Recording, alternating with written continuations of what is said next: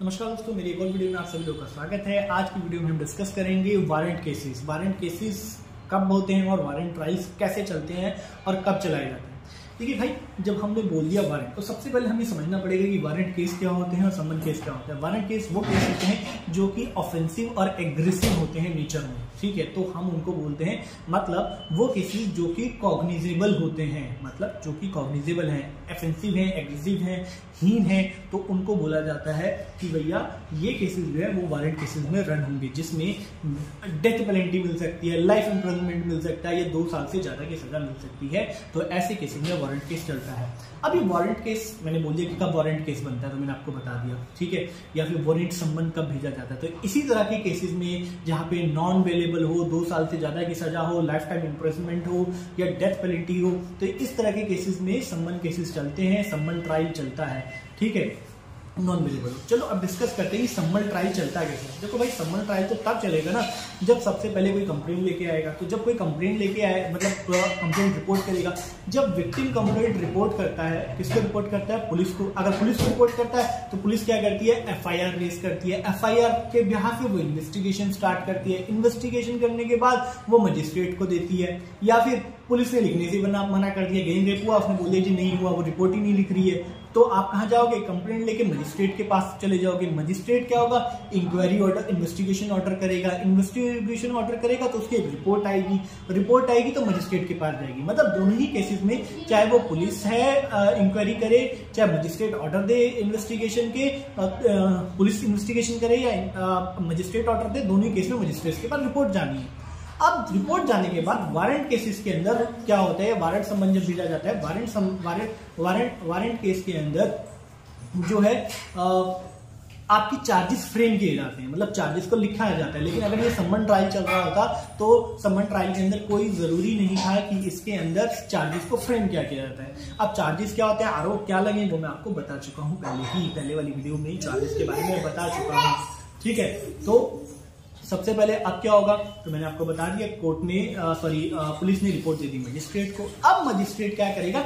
Charges की framing करेगा। अब जब वो चार्जेस की फ्रेमिंग करेगा तो वो एक्यूज पार्टी से पूछेगा, या एक्यूज के एडवोकेट वहां होगा उसके बिहाफ पे, तो भैया मैंने ये चार्ज फ्रेम करे हैं, क्या आप इसको एक्सेप्ट करते हैं? ठीक है। अगर आप उस चार्जेस को एक्सेप्ट नहीं करते हैं, ठीक है, आप एक्यूज हैं, आप बोलते नहीं जी मैंने तो किया ही नहीं है, ठीक है, ये तो गलत है, जो डॉक्यूमेंट्स आपके पास आए हैं, या फिर मैंने तो ऐसा किया नहीं है, तो वो उस पर आर्ग्यूमेंट करेगा। आर्ग्यूमेंट करके बोलेगा भाई इस केस के लिए तो ये बनता है, ये तो मेरे ऊपर तो जबरदस्ती ये धारा और लगाई जा रही है, आप इस चीज के लिए, इस चार्जेस के लिए मेरे ऊपर केस ना चलाएं, ठीक है।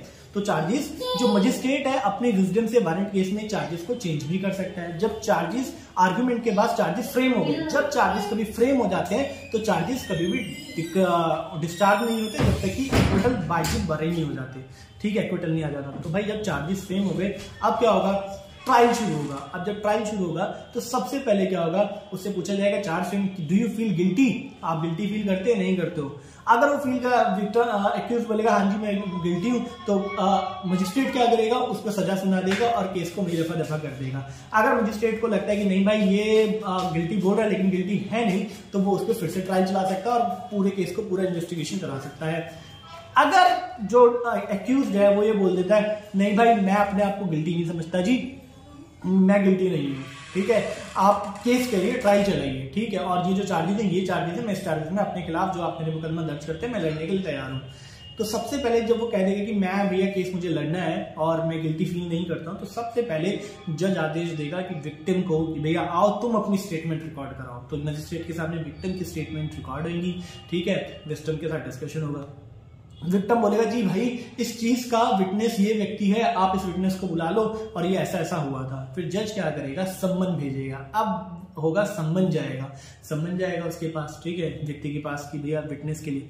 तो जो सम्मन जाता है तो जो बंदा आता है विटनेस में, उसका जो पैसा होता है ना, ये आने जाने का पैसा जो होता है, विटनेस के पैसा, वो पैसा दोनों पार्टीज को शेयर करना होता है, ठीक है। तो अब विटनेस को बुला लिया गया, डेट दे दी गई, विटनेस आया नहीं, तो अब कोर्ट क्या कर सकता है? जब विटनेस नहीं आया तो वो ये कर सकता है कि भैया दूसरी तारीख दे देगा, ठीक है, या फिर ये भी कर सकते हैं कि भाई तुम्हारे पास तो अनसफिशिएंट डॉक्यूमेंट। आप पिक्चर देखते हैं ना, विटनेस का वेट हो रहा होता है कि विटनेस आएगा बताएगा तो केस आगे चलेगा, नहीं तो केस वहीं खत्म कर दिया जाता है। एकदम मूवीज की तरह यहाँ भी ऐसा ही होगा कि अगर विटनेस आ जाता है, ठीक है, तो अपना वो स्टेटमेंट दिखा देगा, नोट करा देगा। अगर विटनेस नहीं आता है तो क्या होगा भैया, जो मजिस्ट्रेट का राइट है वो दूसरी डेट दे या फिर उसको खत्म कर दे वहीं पे, ठीक है।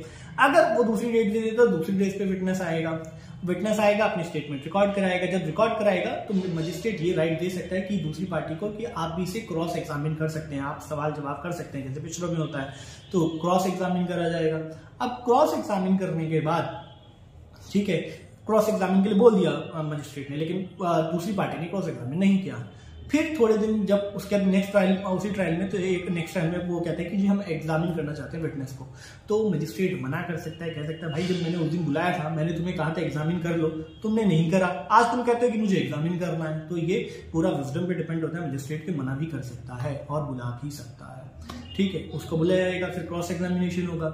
उसके बाद सारे तथ्यों को देख के मजिस्ट्रेट उसको सारे जितने भी ट्रायल्स हुए हैं उनको देख के क्या क्या हुआ और फाइनल डिसीजन लेगा कि ये इक्विटल मतलब इसको बाइज्जत बरी करा जाए या नहीं करा जाए। तो ट्रायल पूरा कंप्लीट चलेगा, पूरे ट्रायल के बाद कोर्ट उसको सजा सुना देगी कि भैया इस केस में तुमको डेथ पेनल्टी, या वारंट केस में डेथ पेनल्टी या फिर लाइफ टाइम इम्प्रिजनमेंट, ये सब आपको मिलता है और आपको ये करना पड़ेगा। तो इस तरह से वारंट केस में।